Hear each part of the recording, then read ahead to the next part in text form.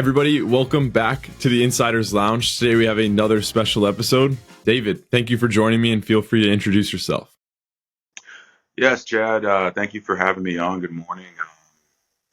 I had to try to find a way to introduce myself that isn't corny or super short, but I just really love leadership in football. I didn't grow up watching world football, global football here in the States, United States. I grew up playing and loving and being obsessed with American football. And that opened up a lot of doors for me. But in my adult life, you could say, there's such a synergy between finding the edge, leadership, and quite honestly, opportunity in world football that it's the only sport that has my full attention. Yeah, I think you nailed that. I know the transition we'll get into in a little bit here, but I always normally ask what everyone's first, whether it's soccer or they call it football, but their first soccer memory. And I know for you that, like you mentioned, it might not be your first memory. You grew up watching American football. So I'm curious, as a whole, what are some of your first sporting memories kind of getting in and growing up? My first sport memory or Yeah, soccer? just sporting memory in general. So let's see. I mean, as far as sport, man, you're asking me to go way back when. So I have a lot, but one of the ones that I'll just say because he's big time as a coach now is Deion Sanders at University of Colorado. Um, let's just say he had a Jerry curl, and I knew that I would never have one. But he just I mean I'm kidding, but like he had such a swag. He had such a thing about him that was annoyingly uh like compelling, right? Because he's such a tool. He seemed like such a tool, such a I don't want to use bad words on your podcast, but like who is this clown, right? But he always made plays. All his teammates loved him. His coaches loved him.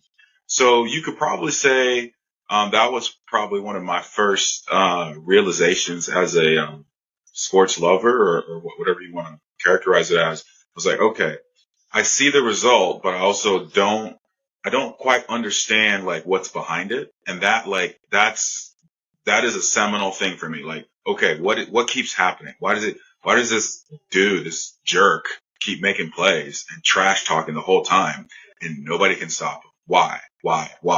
So again, that's one of maybe hundreds, but yeah, I'm going way back on that one.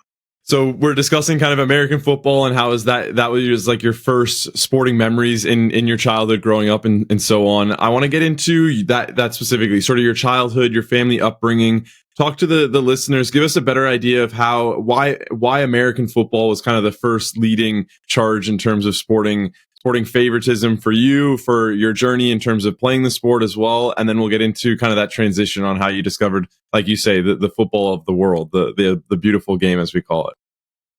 Yeah, I mean, I would love to give you some romantic story, and heartfelt like origin, but quite frankly, like growing up in the 80s and 90s, one of four brothers, and just quite honestly, college football in the States, NFL, National Football League in the States. I have not really seen. I think F1 is on its way, but I have not seen a league or a sport market as well to the top and the bottom of its viewership as well as the NFL. So I say that to say like NFL Network came along the last like 20 or so years, but NFL Films is my thing. If you put anything on NFL Films with those old school voices like John Facenda or Steve Sable, I'm there because that's my childhood.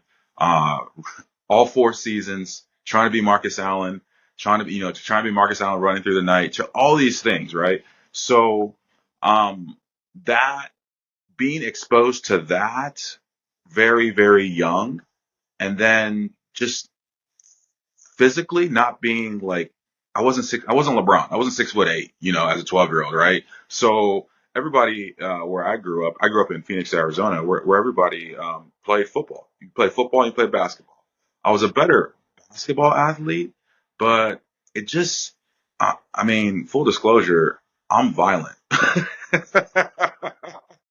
Like if we talk about soccer or football, world football, I mean, I want to say that I would be a striker, but truth be told, I'll be a center back sitting on a yellow card suspension every other game. Like that's just, I'm wired for it. So, having three other brothers and just going toe to toe, it kind of, it kind of was a good personality sport, wiring that just, I mean, I can't really explain it in ways that are, civil to a certain degree, but like, I like contact and I love winning.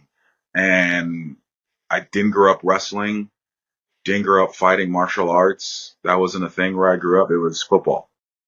Yeah, it's like the perfect combination for you there. Can we get into your footballing journey as a whole? I know you ended up playing all the way into college and to the professional ranks as well. Just give us that journey from Phoenix, Arizona, like you mentioned.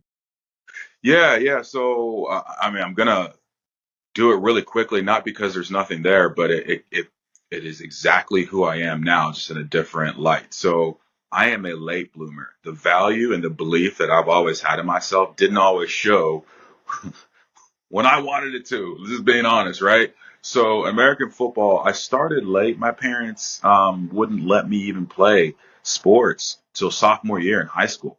Okay, so um, it, as we all know, I mean, and I have a December birthday, so like I'm just, I was behind the eight ball from the jump athletically. But after playing foot like high school football, American football, like I was okay. I mean, I was, in fact, I would say I was mediocre. I wasn't really good at all. So I went to college, and that first semester was the worst semester of my life. Not, I mean, I've had worse semesters academically, I'll be honest, but just like life wise, I was so miserable because I wasn't playing football. I mean, so miserable. I have ultimate respect for those who go through like mental health, uh, issues or periods or situations where they're just not themselves. And I remember like I would go to class, I would do what I was supposed to do, but like I was always at the gym, always playing open gym basketball. Like 6 days a week. And I just didn't, it wasn't enough. So I promised myself, I was like, you know what? I'm going to walk on to the football team. This is Arizona State. I'm going to walk on the football team. If I don't make it, I don't make it. But I don't want to like be older, the age I am now, and then be like, oh, I should have tried out. I would have made the team. Nobody cares. You wouldn't have made the team, or we don't have proof either way. So you're just trying to win a holiday, a holiday argument, right? Like, oh, I would have been best in the state. No, you never even tried out, right?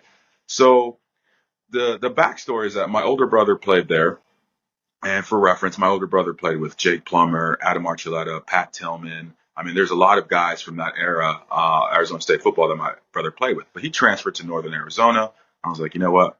My brother's better than I am. I'm a smart guy. I'm gonna go in on his coattails. We see it all the time, with in sports. Let me just ride in on somebody else's coattails that I'm related to. So I go up to Northern Arizona, and it was okay. Again, like late bloomer, emphasis on late bloomer. Talent is somewhat there. Intellect is somewhat behind that, just because it's a new reality, and I'm still growing, like physically as well, a late bloomer. So I redshirt up there. Well, made the team redshirt up there, and then going into the summer, position coach is like, hey, really like you as a person. You're a high character guy, but you're not smart enough. You're not smart enough to play Division One college football. So you're more than welcome to come back, but you would have to fight for a roster spot. We've already recruited guys. And Chad, in that moment, like as a 18, 19-year-old, I knew a grown man was lying to me. Like I knew it. There was nobody on that roster who was better than me athletically, but also I knew that like, dude, I'm not smart. Like you can say like, I don't know the plays or I could have done better. That's one thing. But when you tell another human being that they're not smart enough, I took that, I mean, not to, fake like I'm Michael Jordan, but I took that one personal, super personal, super personal, so personal. I left that exit meeting, left his office, and I started crying. I called my mom. I was like, Mom, I'm coming home. She was like, what happened? I was like, Coach, I won't say his name on this podcast, but, Coach so-and-so said I wasn't smart enough. So I'm going to prove him wrong. And I'm like, he's lying. He's lying. She was like, it's okay. Stop crying. Just pack up your dorm room and come home. So of course I got the phone. Like, wait a minute, what am I coming home to? I don't have a roster spot to come home to. So to speed up the story significantly, I went to a junior college, Scottsdale Community Junior College. It was the best thing for me athletically because from the jump, I landed there, and I wouldn't say I was the best player there, but it like the timing was perfect. They had nobody at my position who was my size, my speed, my hunger level, and I played probably 98% of snaps. My first year, we were terrible. Let me be clear. I was not a game breaker. I wasn't anything special, but it allowed me to get minutes and to play against better players ASAP. And that was incredible because going into my next season, everybody knew who I was. And the receiver, I played defensive back. The receivers and the offenses I went against these were guys going to the top, I mean, I guess now they call Power Five schools around the country.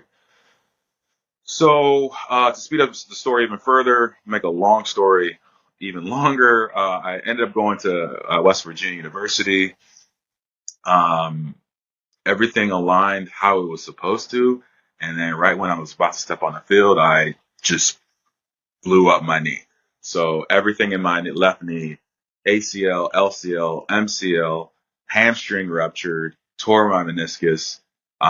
It was one of those things where the doctors were like, look, like we need to put football on the shelf.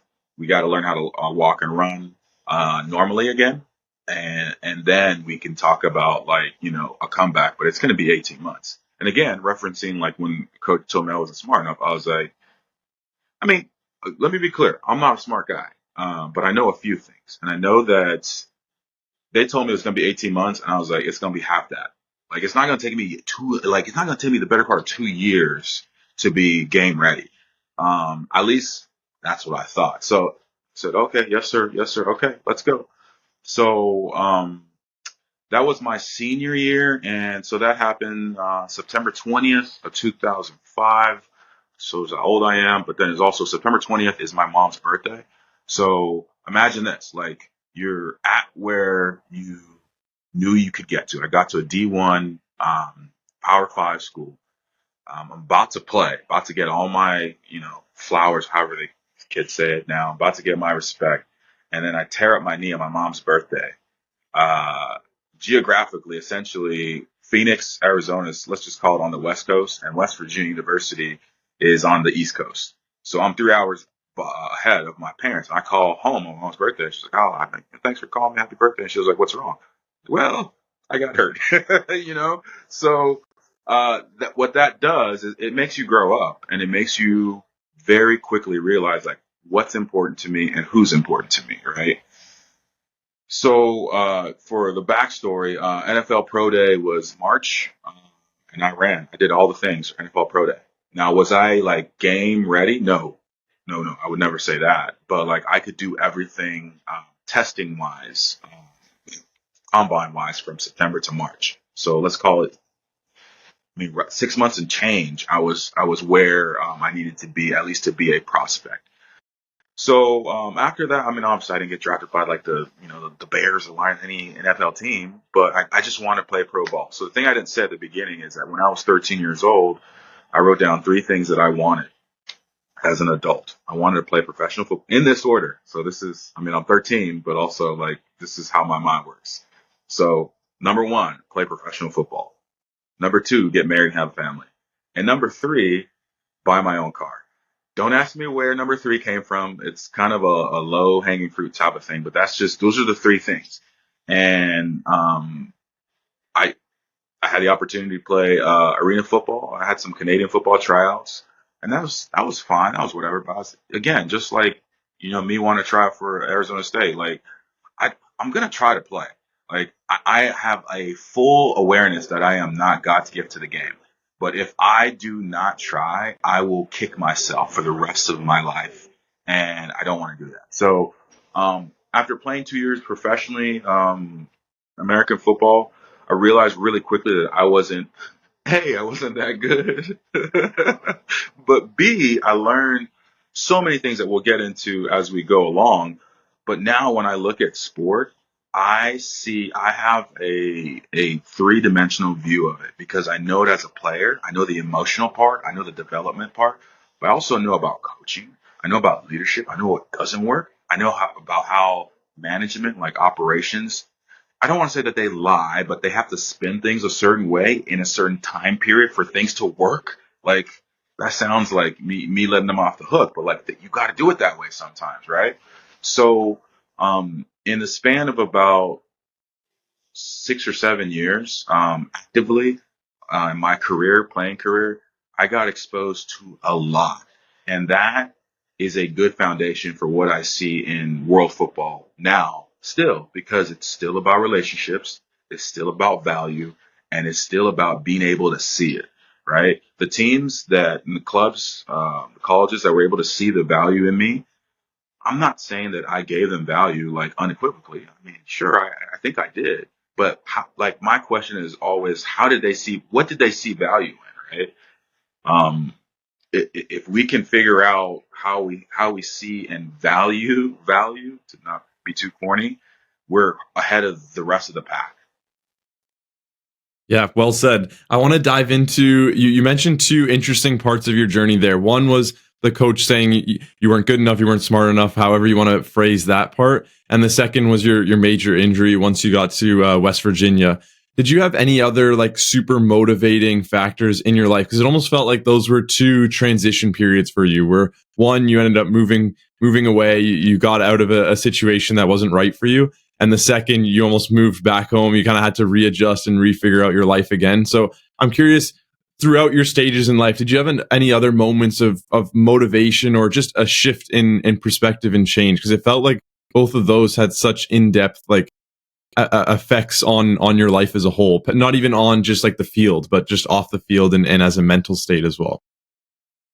Yeah, that's a good question. I really don't have a profound answer for you. I've always been, to a fault, I'm very faithful to myself and what I believe in. And it's not one of those things where like I just rub everybody the wrong way, but like, my parents were completely against me playing college football. They might tell you something different now, but they were completely against it.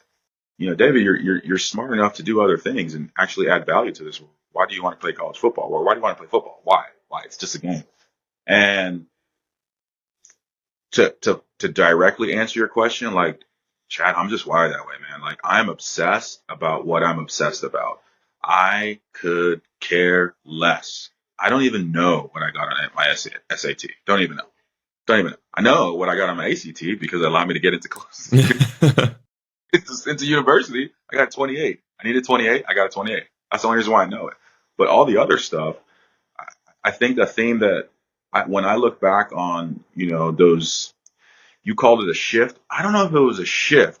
I think it's more so like somebody's shining a spotlight, and it's how I'm wired is if you tell me I can't do something, I don't take it personal unless I know that I can. So if you tell me, hey, David, you can't, have a son, like we like to skip rocks on rivers or whatever. You can't skip a rock 10 times. I mean, let's be honest. I probably could, but it depends on the rock, right? Like it depends on a lot of these things. But if you say, hey, David, like you can't find a coach under the age of 35 in Europe that can coach a team in France, I bet you I can. I bet you I can. I bet you I can. And it becomes not personal as far as adversarial. And let me be like even my position coach who lied to me or whatever. I mean, at a younger age, I was mad at him. But what I realize now, I wasn't really mad at him. I was mad that he took away an opportunity for me to prove myself. So that is my thing. Like, if you allow me to prove myself, if I suck, I suck. If I didn't do it well, I didn't do it well. And we can throw stones, right? But if you don't even give me the opportunity to, then I try to be classy, but I just go somewhere else. So then you spoke about being wired a certain way, and that it reminded me of that time when you were 13 and you wrote your goals out. Where do you think that came from? Like, what was instilled in you? Because that's not common for a 13-year-old to like list out motivations or things to get to, like almost objectives for their life. Where do you think that came from? Like, was that from your parents where you just had this like motivation to like, you know what, these are three things that I want for my life, and I'm going to go out and do it? It's a good question. And this is what I think. Okay. I've thought about it for however many years afterwards.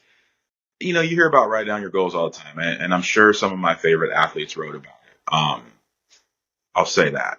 Uh, but I'll give you my answer, and I'll give you an interesting reflection point that kind of like I don't know if it's true for me, but I can see like how it could be the same. I think that I just needed to have something to be accountable to, not a person, not somebody who was necessarily going to push me because I don't really need that. I know that some people do, and I'm not saying that I'm better because of that. I'm just saying like I didn't need that. So I'm pretty sure I wrote it down just so that I would have a reference accountability point of like, dude, like you said, you said you wanted a 96 Impala SS. I mean, corny, but that was a car I wanted best. Still want it, actually, if only for symbolic reasons. But that's the car I wanted. Like, you you can't go halfway. Like, we either do this all the way or we burn it. Like, we burn our goals, right? So I say all that to say, so Mike Singletary was Hall of Fame NFL linebacker for the Chicago Bears. I would say he was a very good assistant coach, uneven, if not mediocre head coach. But I watch NFL Network, again, NFL Films, any league out there, any club out there. You want people to be fans. You want people to buy your stuff. Talk about what you do. Highlight your players. Highlight your identity. If you do that, I mean, that's the greatest investment you can have as a club. But anyways, so they're talking to him, and let's just be clear. Mike Singletary had a completely different paradigm shift and harder life as a 13-year-old than I did. He did the same thing. He did the same thing. And the reason why he did it is because he heard somebody else, again, kind of like me, he heard somebody else say, write down your goals. But for him, it was to escape his current lifestyle. And I don't want to say but for him, but to me, I don't know if I was escaping as much as I was trying to empower myself. I don't know if that makes sense, but I think that's what it was. Because at 13, I only cared about two things: football, football, football, playing Madden on Super Nintendo, and football. That's it. Like, I didn't care about anything else. All the other things were means to that end. So can we get into that stage, like post American football playing career, getting into how did you ever discover soccer? How did that become now your new passion in life? I think it's quite fascinating and quite a drastic shift. And I know you speak about it briefly on your website, so I'd love to kind of hear that story behind that. Yeah, I really, I think it's kind of cool because it's so random. So I did not care two flips about world soccer, world football. I mean, I thought it was cool. I knew who Ronaldo and Messi were. I mean, sure, whatever. I knew who Ronaldinho was, for sure. But it just wasn't, it's kind of like hockey for me, which I watch a lot of hockey now just for reference. But like these players are great, but like you don't really appreciate it because you don't know how hard it is, right? So 2010 World Cup was in South Africa, Johannesburg. And I was like, you know what? It's an African country. I'm African. Let's watch it. Let's watch. Like, I'll be entertained, right? So Italy, if I could say it, is playing Slovakia, and I don't know if I've said it this way up until this point in the conversation, but I'm not a. I would say that my mom is like a bargain hunter, like wants to go to like thrift stores, has like coupons, memberships, saving discount. I'm not a discount dude, and like to be real, I don't like poo poo that. Like, that's fine. It's just not my thing. What I'm a dude about is value. Like, how did that happen? How can I see it? How can we get it before everybody else does? Like, that is this invisible game that I play with myself all the time. How do I see this player, this coach 2 years from now? Because nobody's on this player, but this thing keeps hitting me in the eyeballs, right? So Italy's playing Slovakia. Gianluigi Buffon is not playing. He had something with vertebrae. Italy sucks. They suck. And the Italian people are letting them have it. They're losing. They're losing like, I think it was two to nil, right? And I don't know if he started or he came in, but my uh, spirit animal as a player is Fabio Quagliarella. This dude comes on, just looks like a regular dude. Like, when I say regular dude, I mean regular dude. Like, not Messi, not Ronaldo, not 6'5" or whatever, like John Carew, like just a normal dude. And he gets the ball, about 35, 40 meters from the goal. He stops it and he hits this shot where like he doesn't like pound it. It's not like this like rocket shot, but it's this perfectly placed. Like I think in Italy, I don't want to even try, but it's essentially it translates into a deadly shot where it's just like a perfect. I mean, the goalie reaches out his hand. It's like 2, 3 inches or like 5 centimeters from it, perfectly top left corner. And I lose my mind. I don't know why, because I don't really like it was a goal, but I was like, what the heck was that? What the heck was that? Like I've never seen, um, like for some of your older listeners, like I'm a Pete Maravich, Steve Nash guy. Like I'm all about how does the ball spin, like throwing it, like just seeing how it spins and being able to not necessarily have to throw it the hardest because I was never gifted with that amount of strength. But how do we hit, throw, or like alter the spins or the rotations of a ball for it to do things that people don't expect? So my mind immediately, I mean, I just get on my laptop, Bill Gridiron. I'm like, this dude. He was at Napoli at the time. That following later that summer, he went to Juventus. Like this dude is, I mean, all due respect, Fabio. This dude is slightly above average. Hey, how did he get on a national team? I didn't understand national teams and selections and like pool. I didn't understand that. But secondly, I was like, again, all due respect to Napoli people. Okay, sorry, I'm saying this out loud. This was 15 years ago. Who the heck is Napoli? What? Like, I knew enough about soccer to be like Juventus, AC Milan, Inter Milan. If you push me, I'll say Roma. But like that is it. Why is he at Napoli? Right? So it just forced me to go. I mean, from that moment on, I just went down this rabbit hole of okay, okay, what about Schneider? Is it Wesley Snyder? Yep. Oh yeah, Wesley Snyder. Okay, how come he's at Inter Milan? What happened there? Iron Robin. What happened there? What about a traditional number 9? Okay, where did these matter? So like for the next, I would say 3+ years, I was just in discovery mode. ESPN and here in the states was playing Serie A, so I'd watch that every weekend. So I kind of cut my teeth as far as understanding European football, watching Serie A, which is good and bad to a degree. But that first moment of when Fabio Cariola kicked out, like I had never seen anything like that in a game at that level. You're not really going to see that at club level for the most part because the spaces and the coaching is better for what it's worth. But I've never seen somebody essentially hit a trick shot in a World Cup game, group game, and or match, and it count. So you mentioned going down that like rabbit hole, just trying to figure out, okay, what team does every player play for? How does this work? What are national teams? All these different things. What got you to that next level of now researching into sporting directors, into managers, understanding leadership principles? Like what you've done now is very niche, even in the soccer world. If you look at the general soccer fan, most won't even know the sporting director of a rival club or many of the sporting directors in the top clubs in the world. So I'm curious, how come you took that kind of next step to get into all those things that I've listed there, sort of the leadership side of like what it means to be a sporting director, a leader of a team, and so on? Yeah, that's a great question. That is essentially who I've always been. I found an outlet where it mattered. So I said previously that I was a late bloomer, and one of my, I want to say this carefully because Tom Brady is one of the players that kind of like he's older than me for what it's worth, but at the same time, like his dogged persistence is what forced me to say, like, okay, he's a player, and I mean, generational talent, in my opinion, the best quarterback ever, just by sheer will, which is amazing. But how did all of these teams? How did 30? I mean, think about this. How did 31 teams pass on him 7 times? Like that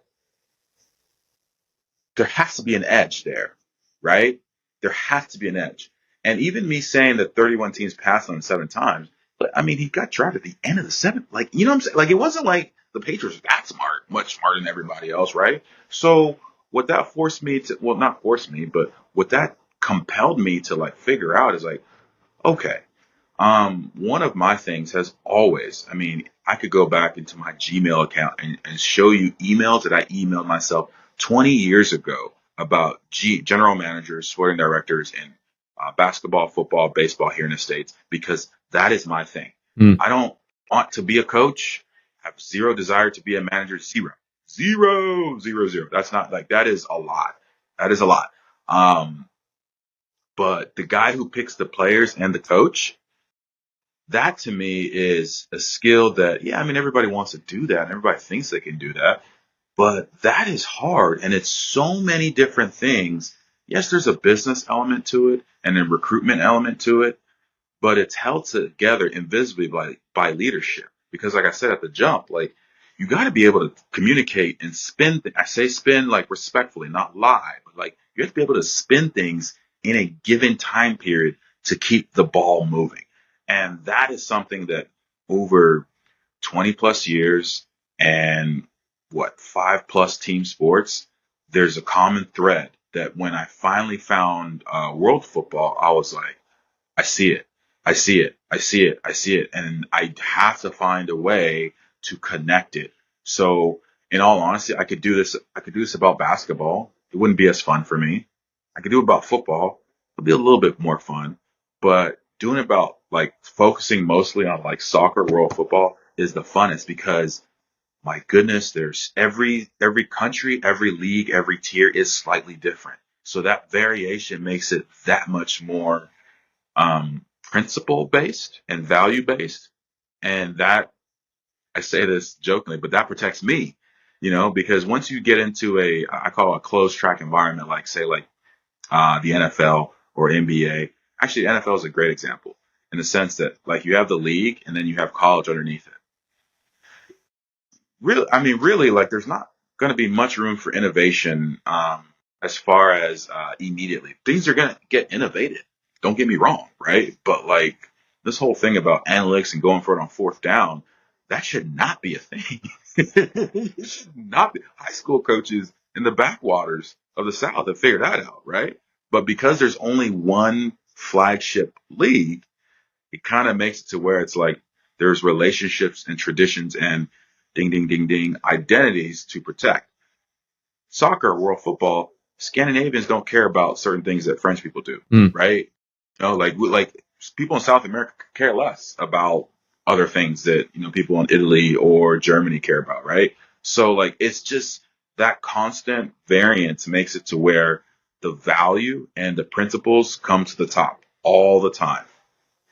You almost transitioned perfectly because you mentioned leadership there, and I wanted to kind of go through maybe some of the key characteristics of what would make a great manager or a great sporting director. So the first kind of category is under leadership. So if you want to define what you think leadership is in terms of what your research has been up to until this point, and then maybe what good leadership looks like and what bad leadership looks like. It doesn't have to necessarily be a specific example, but just in your opinion, what that actually looks like. Yeah, yeah, that's the question, right? I mean, that is the question in this space. And what I've found is that you got to kind of reverse engineer what result you're looking at or measuring, because if you can do that, you can start to see the trends. So to me, the number one way to evaluate a leader or a director is literally how long have they been doing the job at that club. Not because it's good or it's bad. We're not weighing trophies versus non-trophies. But what we are weighing is that person's ability to lead in an ever-changing environment from season to season, week to week, match to match, coach to coach, you know, funding to not funding, having a star player to not having star players. So when somebody's been in a chair that long, it speaks to the skills that are to be fundamental. So again, this is not popular, but to me, if you cannot communicate as a leader, you suck. Like, and I'm using funny language to it, but like that is it, because you have to communicate expectation and you have to communicate a standard. If you cannot communicate an expectation and you cannot communicate a standard, You cannot communicate and protect a culture. And that's what, I mean, yes, leaders do other things, right? But if you can't do those things in concert in a moving environment, you will not have success long, right? Too many times, when I first, I'll be the first one to say, when I first started, I was all about tactics because that's what everybody else was about. Tactics is irrelevant. It is irrelevant at the leadership level. I know that's a hot take of sorts, but it's really irrelevant. What really matters is can you understand why your top left back doesn't want to practice today? If you don't understand that, then I mean you're going to win things, right? But your players are going to hate you. And some would say, well, that it's a means to an end. Well, and that's why you're not a great leader, or you can't see those things, right? Because as a former player, I will tell you, I mean, 9 times out of 10, when a player doesn't want to do things that they are good at, that they're naturally gifted at, it is not a football thing. It is not a sport thing. It's a life thing. It's his wife is going to be induced in 2 days, and he's just not mentally there. It's as simple as he's hearing rumors that a bigger club wants him. It's as simple as you didn't pay him on time. Like these are things that a real leader, let me rephrase that. A sharp leader understands and has a pulse on everybody in their operation. So that's why I lead with communication, because it's not that communication is the most important thing. It's just more so that it is the thread that keeps everything going. So if you're not good as a leader, it's usually because you are preferential and you have favorites, or you have comfort zones that you yourself as a leader are not willing to push. Well, I'm not going to coach up Ronaldo because he's okay. Well, I mean, what about the 19-year-old that sees you not coaching the guy? I mean, not saying that Ronaldo would ever make a mistake, just, I mean, half joking, but what good is it for a 19-year-old to see you not coaching the best players? It's not good. Like you don't like that's not what you do, right? So I think I answered the majority of your question. There might be a last part that I didn't answer, but to me, leadership, good or bad, is consistent because the leader who is so I guess for somewhat framing, to me, a great leader is Carlo Ancelotti because yes, nobody ever talks about his tactics, but I don't know. You can't win what he's won without understanding tactics. Like, let's be clear, right? Yes, he has the best players. I understand, but he still has to tactically be able to move those players around. And here's the key: if he cannot get his players to understand how to solve those puzzles on the pitch, it doesn't matter. You might as well throw me and my neighbors out there on a Champions League final, right? Because we'll be confused just the same.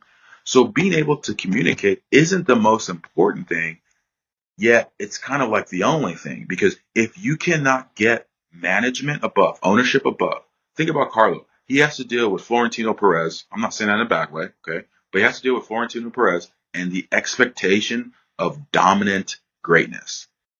Yet he has to deal with, and let's be candid, let's be real, he has to deal with Vinicius, who is a generational player, but is divisive. And whether you love him, hate him, whether you think that he brings racist things on him or not, however you want to frame it, he has to take care of that player. That player has to trust him, right? That player, that Vinicius needs to feel that Carlo loves and will protect him. But then on top of that, I mean, you got to keep, and I say this jokingly, but like you got to keep the old guard hungry. How do you do that? You have to communicate with it. You have to. I mean, I say communicate, but probably a better word. You have to have connection because what I said is 3 levels. And I didn't say the hardest level because it's most visible to everybody. You have to talk and communicate through the media, through interviews, through whatever that leadership quality. And that's hard. Hard. Jose Mourinho is a good leader as well. He's just a different personality, right? Jurgen Klopp is another one, right? Those are great managers who are great leaders. When we talk about directors, I know he gets beat up now a lot, and just as far as lack of result. But you look at what Monchi did at Sevilla with Unai Emery and everything. You would say to yourself, "Oh, he's one of the greatest to ever do it." And then he has a downward turn in results. And I mean, I've shared it online, and I'm not defending him or protecting him or trying to say it's his fault. But if you look at what's going on in Sevilla the last 2 or 3 years, you realize that that man, who, for better or worse, was an above average director, was protecting and trying to keep the club together by communicating to the players, manager, but then also all but blocking fist fights in the boardroom, right? So how do we measure these things? I'm going to say forensically at best, but you have to be able to appreciate that what we don't see comes out. Sorry, I'm trying to say this in a way that makes sense because it's kind of heady to say, but true leadership, especially from directors, is mostly invisible. I would say 80 to 90% of it is invisible, but always, and I make a habit of this, like listen to what the players say, listen to what the managers say, win, lose, or draw. Listen to what they say about certain, or say about leadership, because even if it's vanilla, it's not. It's not, you know, and it takes skill and a lot of Google Translate and like trying to like parse these things apart. But good leaders are loved. Terrible leaders, they get like let's just say things abruptly happen. I'll say it that way. You mentioned the different forms of communication, but I think you could also change that to just different forms of leadership. So like I'm reading right now Captain's Class, I believe is the name of the book, and it goes through many different captains throughout different sports and so on. One of the ones that comes to mind is Carlos Puyol from Barcelona and those incredible years that they had. And they almost said he was a silent leader. He never really said a whole lot. He kind of just led by example and was a fierce fighter on the field. And he's just this different, even looking at him, he just looks different. He acts different. He was just this real beast of a player. I'm curious for you, the sort of different forms of leadership that you see, maybe what forms are more effective. You talked like specifically communicating. So whether you're talking to the players or you're just, again, leading by example, someone like Puyol, I'm curious to hear different forms of leadership and how you find they vary in effectiveness. Yeah, it's a good question. I think, like I was saying previously, culture matters. Culture, like language, people groups, demographics, geographics matter. So you can get away with certain things in Scandinavia that you would be thrown into the river in like France or Italy, right? Like they would do, let that slip. But what I think, and do me a favor, repeat your question because I want to make sure I actually answer it first. Yeah, so just the different forms of leadership that you could see in a club, whether it's a captain, a manager, a sporting director, whether it's different forms of like communication or specifically leadership, more on that side of things. Yeah, I was gonna mess you up and say something completely different. That was not what you asked. Thank you. What I think when you look at leadership and like you got to kind of do it forensically, right? Because you don't necessarily have full disclosure presently. Like no matter what anybody wants to say or act like they know, nobody really knows what's going on in Manchester United. Try your best to piece together and speak to sources that are anonymous to protect relationships. Sure, right? But when we look at leadership, um, I think it's kind of self-evident. It's almost too simple. Like when you look at it, like a good example is Liverpool, right? And the years that they had Klopp there. Obviously, you had ownership to a degree. I'm not going to give them like I'm just saying you have ownership who was insightful enough to put people in place, right? Then you have Ian Edwards and I'm losing it here. Is it Michael Grant? I might be mixing those two last names. But you had the recruitment side and the operational director side, right? Obviously, you have Klopp. Then who do you have as players? There's like 5 or 6 of them, right?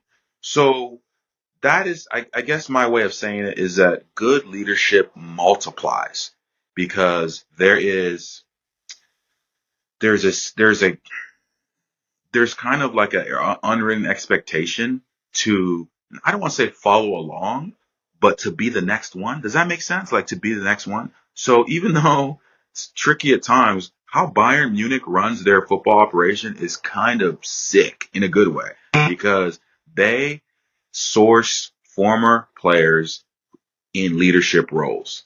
And they have players like Thomas Muller, who are great leaders, who I think he's the next Uli Hoeneß. He'll take his time. I mean, he's what, 33, 34. He has, hopefully, Lord willing, another 50 years to go, but they have a way of just molding their own, and their own isn't like a La Masia or, that type of thing. It's just more so, this is what we do here. This is how we think here. And this is, maybe more importantly, this is what matters here. Now, to make it a little bit more, I try to stay away from hot takes, but if we were to talk about how to not do it, it would be the Manchester United way of doing it, just recently, right? Because you have, I don't want to use big words here, but you have fractional leadership.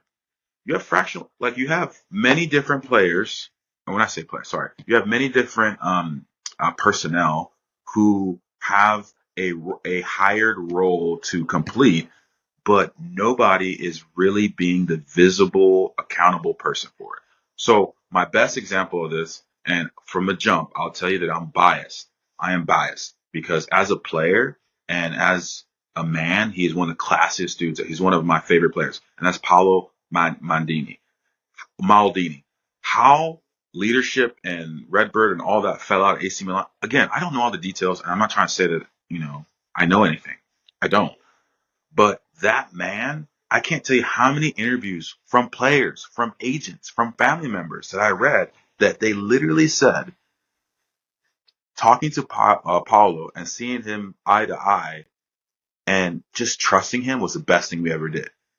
So when we talk about what leadership looks like, good leadership multiplies, bad leadership just destroys. And it's not one of those things like, oh, we didn't win the league. No, I mean, sure, that's part of it, right?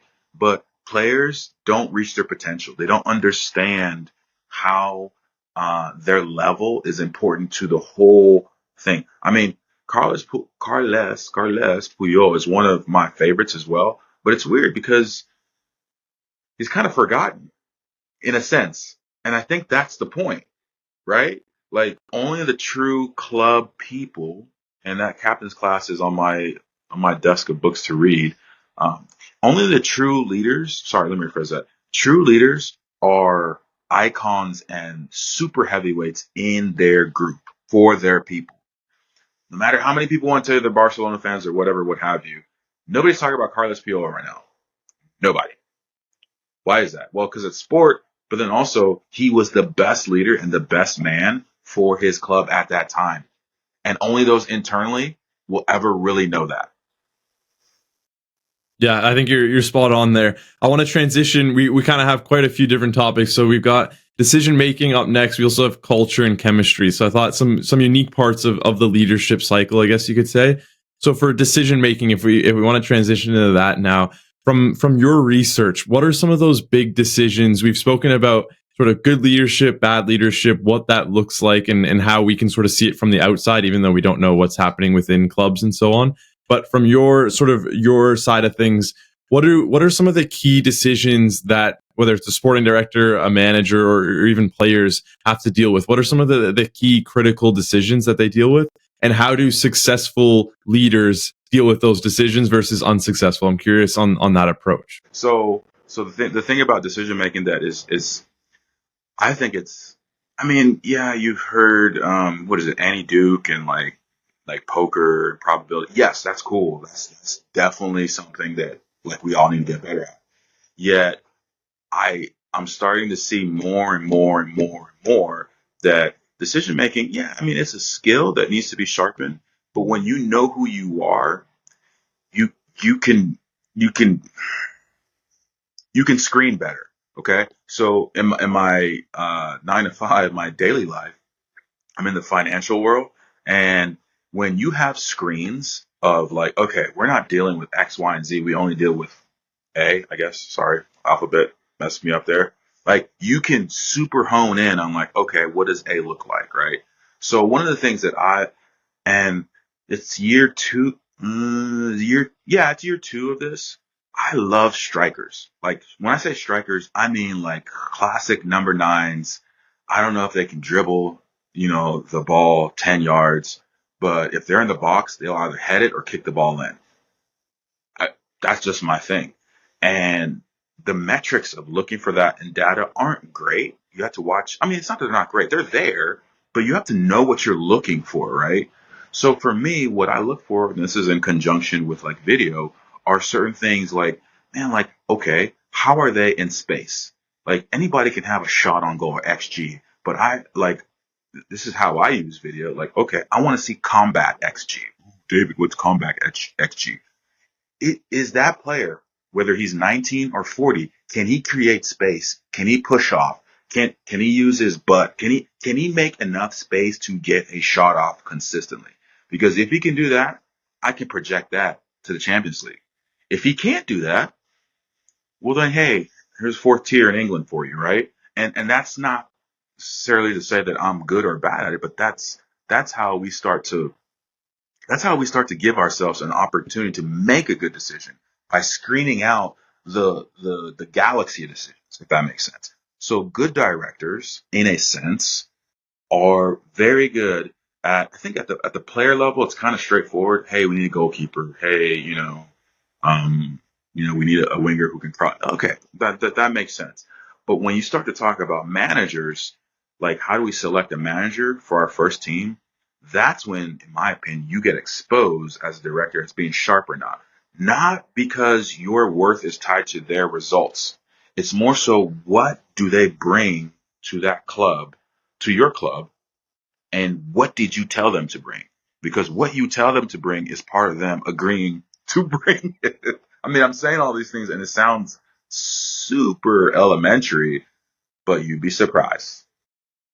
A lot of these decisions, like you just mentioned there, if a sporting director or CEO or a board hires a new manager, that is a huge decision based on a ton of pressure. So you've got media as a pressure, you've got the players as a pressure, you've got the fans, you've got all these different points of pressure. So a lot of decisions are just made in super high pressure environments.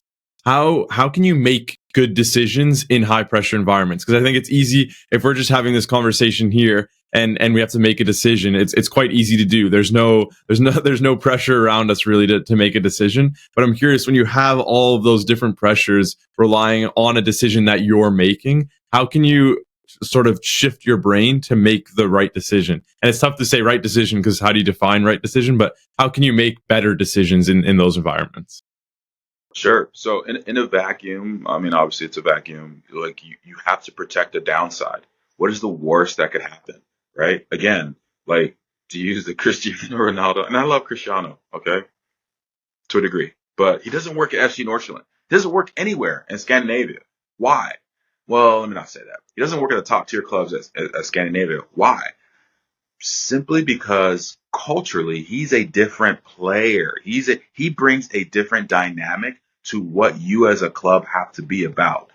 And when we talk about decision making, yes, you have the opportunity to sign let's call it a universe of players or universe of managers.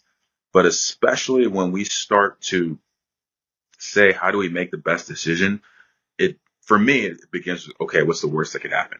If I bring in, so one of the things that I'm interested in now, that, I mean, there are rumblings and like undercurrents of it in the last year or two, but like, I didn't really think of it until, I heard another manager say it for a job opening in Scandinavia. But like, think what is a scenario, but like, what is the worst that could happen if we sign as a club the first team women's coach to coach our club of another club, first team women's coach of another club to coach our first team's men's side? What's the worst that could happen? Like in a vacuum, it's like, well, nothing, but and nobody wants to say it, but what they're really hesitating is, okay, how do we defend that? Right? Are the games that much different? Is a men's game that much different from the women's game? And I'm not saying that they're not. Let me be clear. Let me be clear. Like the question isn't to like stir the pot. The question is to get to the bottom of like, how do we define a good manager? Right? And what I found, and I've talked in the past year or so, I've talked to 5 or so managers that are under 40 and are trending up. And the thing time and time and time and time again I see is what I said at the outset. The ones that are good and the ones that are climbing the ranks are great communicators. I'm not saying that like everybody loves them. It's more so to say that their players understand how to perform in the system that that manager is promoting to them, and they are completely at peace and safe that that manager will do what he said for them or she said for them. And that's all that matters, right? At the manager player level, right? As a club, as a director, okay, but that's not the press room, right? You like, they're not a part of that as much, and you should be the one who's blocking and tackling and explaining that. So, like I said, to me, to answer your question, it's about understanding, like, and embracing, like, okay, what's the worst that could happen? If we sign a women's first team coach to lead our club, what's the worst that could happen? Case by case, but again, you have to weigh that cost, because if you look at anything else, I mean, we're all in sports and in business for the most part because we're more entrepreneurial and optimistic than the majority, right? Than our peers. But that can be a trap. It can be a bias towards like, oh, well, it all work out. Well, that's not to say it wouldn't, but if we can take care of the negatives first, the downside first, it allows us to focus on the upside with a measured view. We spoke about you mentioned Real Madrid, if we can use that as an example, where if the chemistry wasn't there and there wasn't a strong leader in terms of Carlo Ancelotti, then you might as well have you and your neighbors out on the field for a Champions League final, and it's so true. So I wanted to dive into chemistry, and I think culture kind of comes along with that. So what in these instances we've been defining sort of leadership, decision making, when we're defining chemistry and culture, what does that actually look like within a team environment? And how does that actually help? Like, what does it mean to have a strong chemistry, and what can that lead to? I'm curious if we can kind of define those areas within a team structure. Yeah, it's I mean, I'm half joking, but I have to say, as a sort of disclaimer, those team cultures and chemistry, like, let's call it overviews, you'd be surprised how simple it is, because the best team cultures and the best clubs, there's a there's a level of safety in being comfortable. Not comfortable like I just got paid, I'll do whatever happens on the pitch. No, no, no, no, no, no.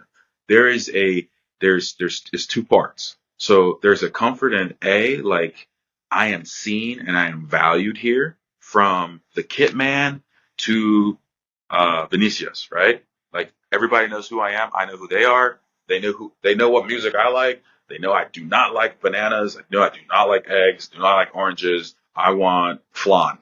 So completely made that up. Okay.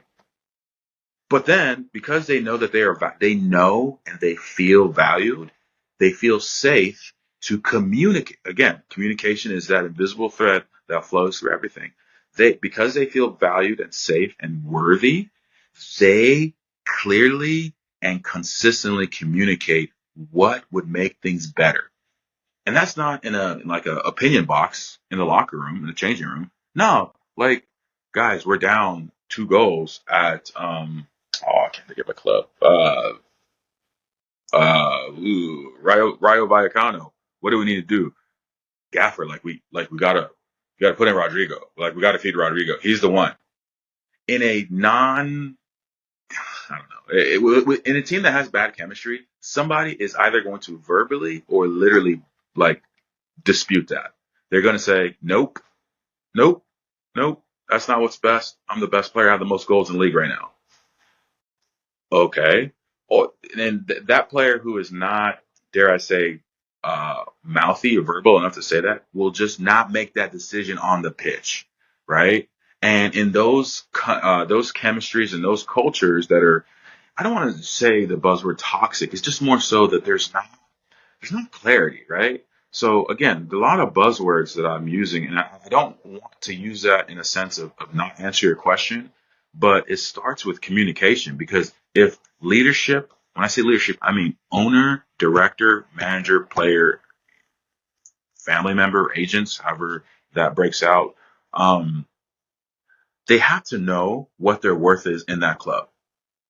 It sounds transactional, but it's not, because I mean, I can tell you story after story after story of players who do not feel valued, and it's not so much that their performance suffers, but any moment that they can break free, that they can leave, they're going to do it. And that does not help the team. It never has and never will. It's not to say that they won't be professional and they won't do their job. It's just more so to say they don't feel safe. And when we don't feel safe, we don't share what will be the best for everybody. Because guess what? We want the best for ourselves. It's really not a bad thing. It's survival.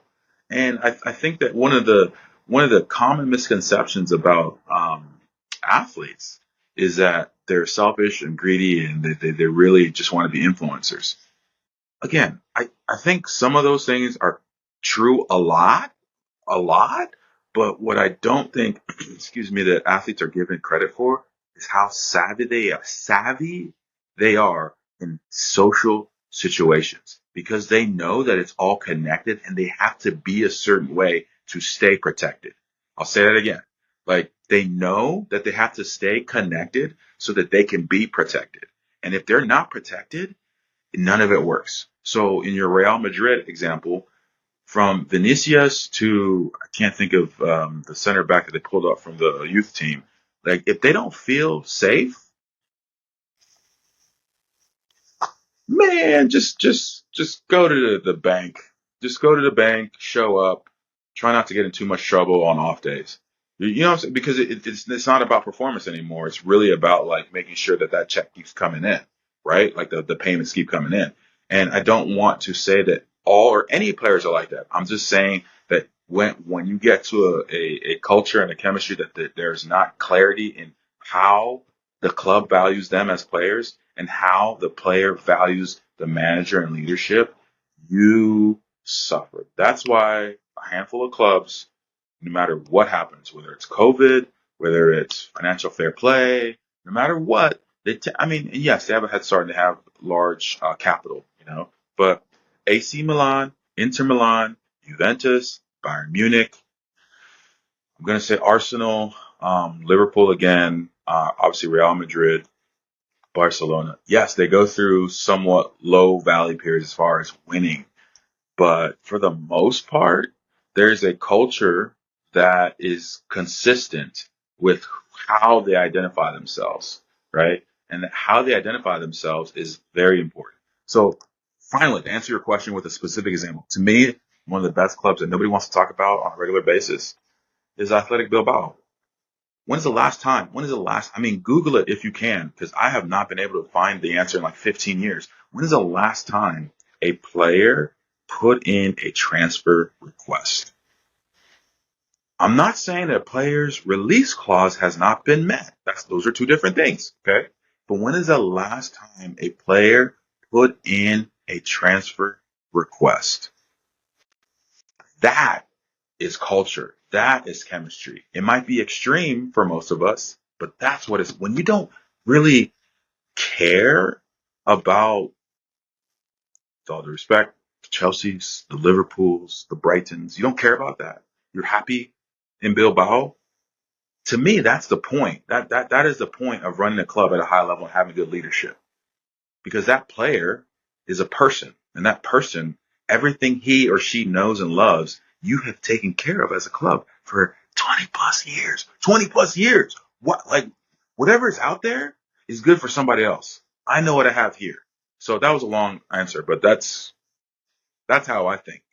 I have like a two-part question to go along with that. So when we're discussing culture and chemistry, does it sometimes come down to one person? Is it like a captain or a leadership team? So the manager or a director, like, does it come down to that person setting a certain standard of like, look, this is how this club runs. This is our vision. And if you're not aligned with it, then things just aren't going to work out here. Is it that? And then when it comes through like a transition period where you have, let's take like a Liverpool, for example, right now.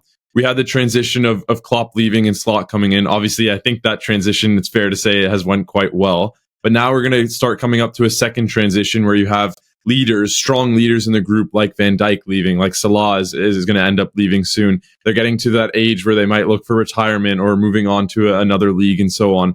How can you keep that culture? Because clearly, I would say Liverpool is one of the best cultures as a team. instilled probably from Jurgen Klopp's days, but how can we continue now to keep a strong culture as this sort of new age group comes in and takes over with Slot and so on? It's a great question, and it's a two-part question, and ironically, you answered it. You answered it. Like the best clubs, when I say best, I don't mean, let me rephrase that. To me, the sharp clubs, they consistently reproduce leadership. Like it is like what, I mean, say what you want, and I try my best to like not be subjective. Say what you want about Bayern Munich. In the last like 14 years, they've only not won a league one time or two times, whatever the math is, right? And look at who's been in control, leadership, however you want to phrase it, right? Is that a function of talent and money and player skill? Yes, yes, yes. But we also see too how divisive indecision and bad decisions can be, right? So with the Liverpool example, yes, the Salahs, the Van Dijks, I mean, the McAllister, all these guys are going to move on for either continued playing time or better paydays, whatever, what have you. And that's fine.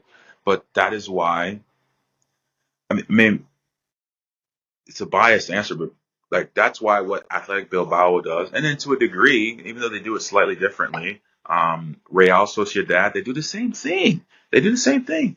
There is a underpinning of the academy, but then there's also, I don't want to be corny and call it an overpinning, but there is a polishing of having the the cultural captain or gatekeeper of, hey, this is what we do here. That's why it's even more compelling and even more important if you have a former player as a director. I mentioned Maldini in the past because that player, especially that player, he won everything. The only thing he did not win as a player was a Ballon d'Or. Okay, he won literally everything. All right.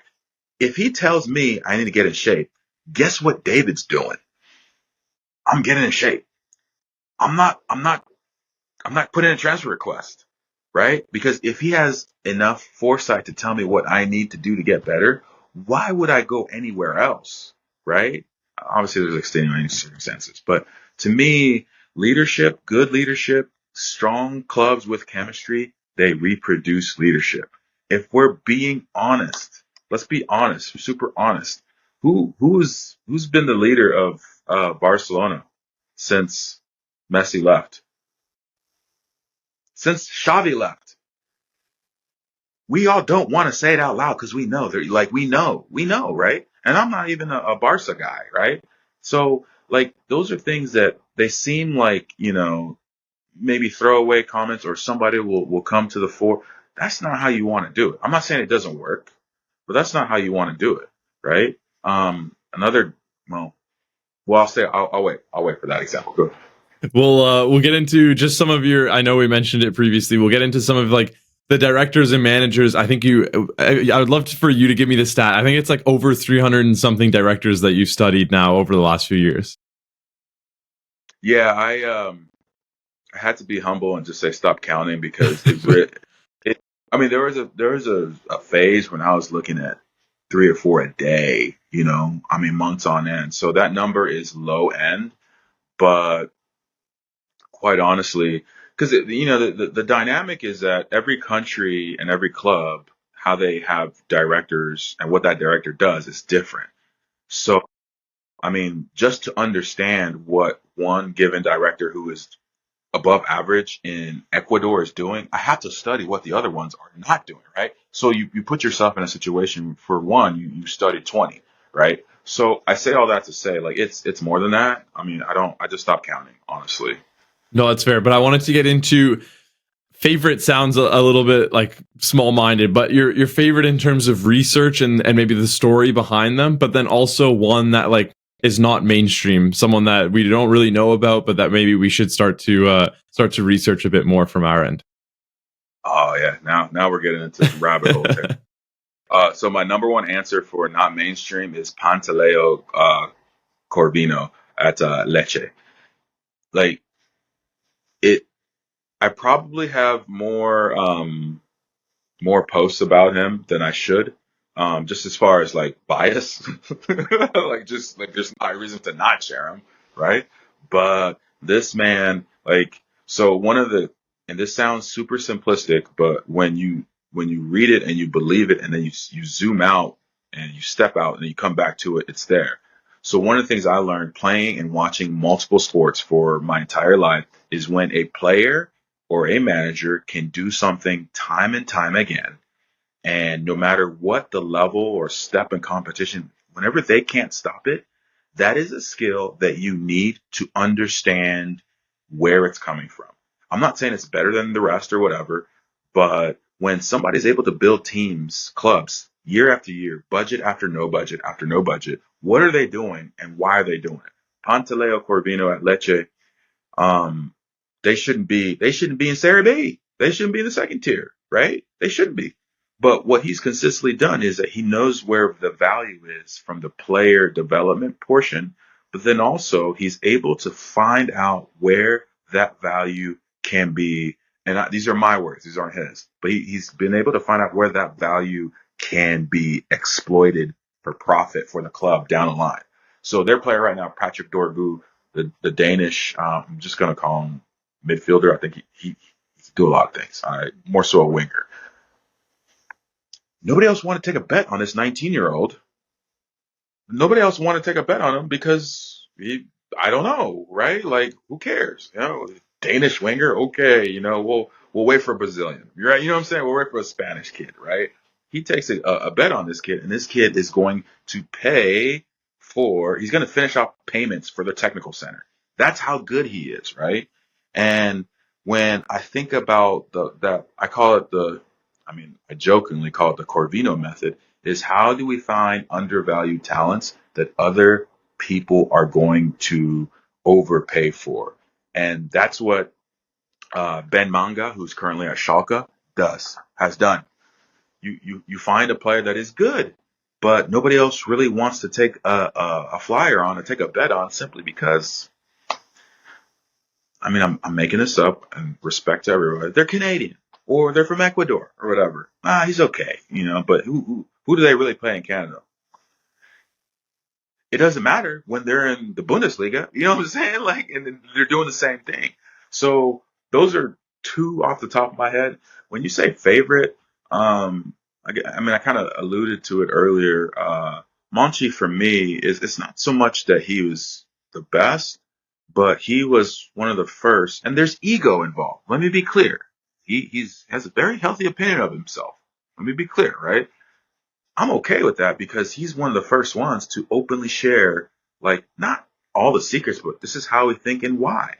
This is why, as a director, it's important for me to scour the globe. During COVID, he had Monchi's masterclass, and all the people who weren't directors or who wanted to use their agents to knock him down a peg said, "Oh, he's an egotist, and why is he sharing like all these things and naming it after himself?" There's merit in that side of the argument, but who else is sharing? And that's kind of, I'm not on Monchi's level at all, but who else is going to talk about decision making at a director level? Who else is going to highlight all due respect, but random Scandinavian directors who are doing the same thing and keeping their club profitable? I don't see that person doing it, so I'm going to do it, right? And at the other side of it too is that at the end of the day, success repeats itself, and only the uninformed ignore it. And in football, there seems to be a very important identity alignment with what works for the crowd, and I don't think that's good or bad, but you have to, as a director, or at least somebody who studies directors, to be able to appreciate what works for that club or that ownership group. So to that end, I'll be the first one to say I have not understood what Chelsea has been doing for like 2 or 3. I don't understand it. I want to be, I don't have a problem with it, but like, I've not understood it, but they're actually kind of playing well-ish. They've been playing well-ish, right? So what I've said from the jump, even when, the Pochettino episode was interesting, but what I said for the jump is that we'll know in 2 or 3 years. Because when you study hundreds of directors, hundreds of managers, you realize really quickly that what is not being said is as important as what will be said. And that part, it just takes time.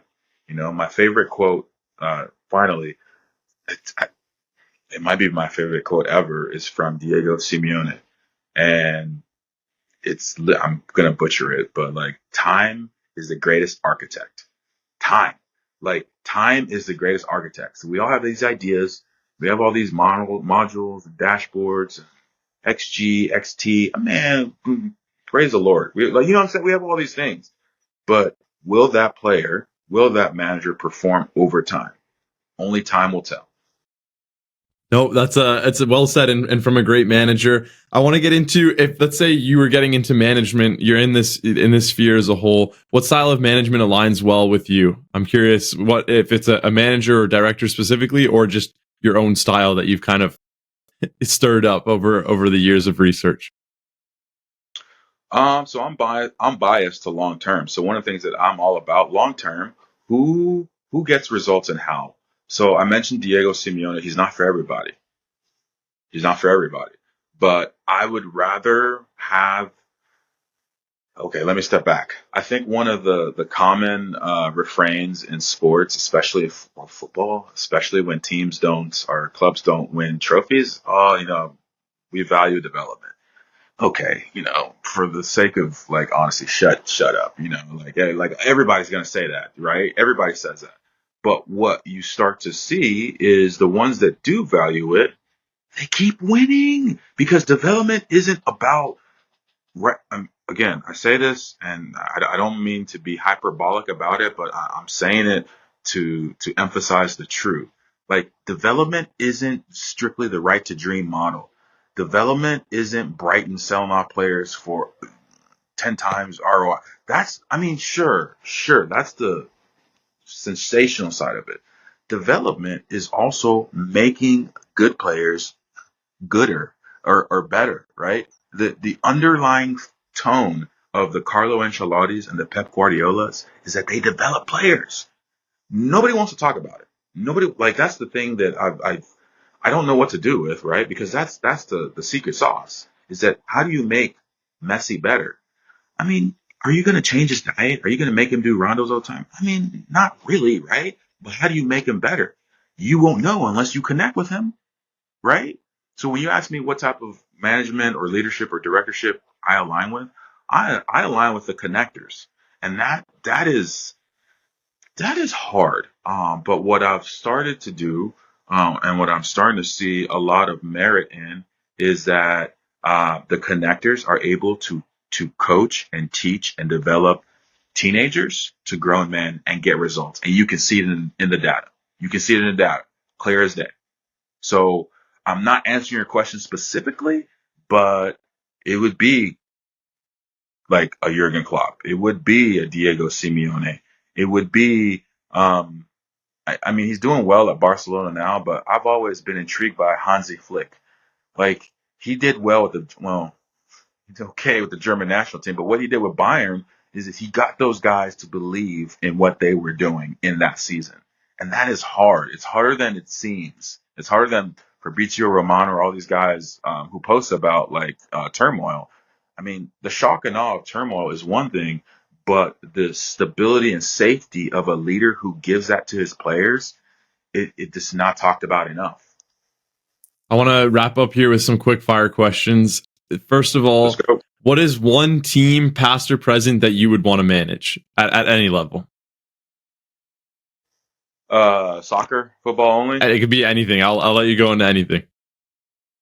No, I'm kidding. I'm messing with you. No, the one team that I would want to manage is, and it's crazy because I'm so biased, but the AC Milan when Carlo Ancelotti was there, just to play. I mean, they had like 15. I mean, I don't know, Hall of Fame, world class players from different countries, and at the top of their game, from Maldini to Inzaghi to like just so like just the stories alone would be. I wouldn't even coach. I'd have somebody. I have a first team coach, Just be like and the I fly on the wall sort of thing. yeah, walk around with voice memo the whole time. Sir, Shiva, how are you doing today? Coach, I hate you. Okay, Shiva, go to the next person. So that would be my answer for the first one. And then if you could sit down with one person for a meal, past or present, who would it be and why? This is the one that I wanted to think about. But what I would say, honestly, is because I want to keep them all football specific. The one person, the one person who I would want to sit down and have a meal with, and just talk football with is Sergio Busquets. He's one of those players that I don't think I even understand or appreciate him enough. Just because that's when I started watching football deeply, is when they were good and when he was just at the peak of his powers. And what I've realized, and what I even posted about this, is that like the really good managers have really, really good defensive midfielders. Not because, well, from what I've understood and what I understand is that they need somebody who cares more about the outcome of the game than the who does what. And that he doesn't do any. I think he's done like 2 in 15 years. So yeah, that would be the person that I would love to have a meal with, Sergio Do you Busquets. think he's set up to become a strong manager or director or so on? I think he's smart enough to walk away. Really interesting. Yeah, because what I in the 2, and I think I'm rounding up. I think it's 1.5. I think one of them was an interview, and the other one was he was forced to do it with Spanish national team. But his dad was on Cruyff's team. Like this is all he's ever. I don't know. But I could see him just disappearing and only showing up on like matches, memorials. So Similar to like I think Puyol, sorry, what we were just talking about, I have no idea where he is right now. I remember that one photo came out where he was playing paddle or something, but yeah, since then I haven't heard of what's happening with him. yeah, I mean, and guys like that I have respect for because it sounds so heroic, but they gave their all. And I know Puyol was an agent for a little bit, but like, what you can only do so much, right? Yeah, no, David, I appreciate your time. Thanks again for coming on. If you have any last words from your end, and then we'll wrap things up. No, I mean, I don't have any last words. I appreciate you bringing me on. I wish, sometimes I wish, I've never used Chat GPT, but sometimes I wish I could use it to streamline my answers because I go down rabbit holes. But I appreciate you doing this. There's so much to football, and performance is linked to, um, I'm going to say safety, and just like knowing who you are allowed to be in a certain environment. And I'm not the best at it. I'm learning as I share, honestly. But it's cool to see and have these conversations about football that aren't based on radar screens and all. Those things are important. Don't get me wrong; they're important. But to a degree, they pale in comparison to the people behind the game. Yeah, incredibly well said, David. Thanks again, and we'll speak soon. Yes. Thank you, Chad. See you.